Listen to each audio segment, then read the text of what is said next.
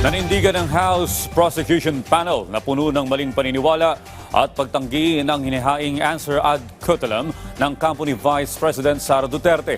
Yan ang ulat ni Mela Las Moras.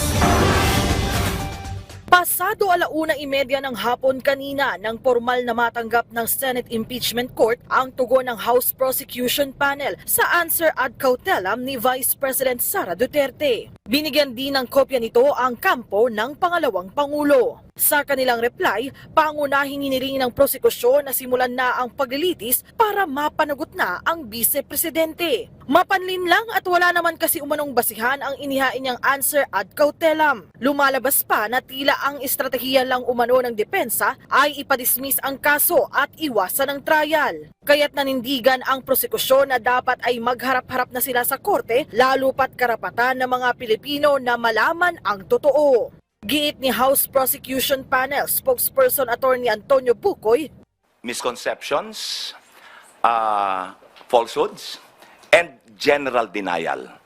What's a general denial? Hindi ho niya sinagot yung mga factual allegations eh. Sinabi lang niya, hindi totoo yan. Hindi niya itinanggi na malaking halaga ng confidential and intelligence funds ay nagasta sa napakaiksing panahon. Hindi niya itinanggi na yung mga liquidation documents. Sinabi namin, fake ito, fictitious yung taong to. Hindi niya in-address yun. Quiet. Sinabi lang niya hindi totoo.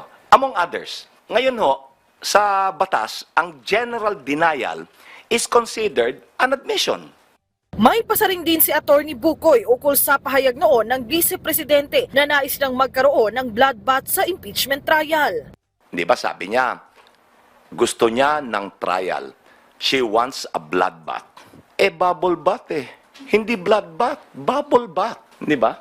Sa gitna naman ng lahat ng ito, umaasa pa rin ang prosekusyon na magtutuloy-tuloy na ang proseso at sa huli, mananaig ang konstitusyon. Kami po ay nagtitiwala sa proseso. We trust the impeachment process.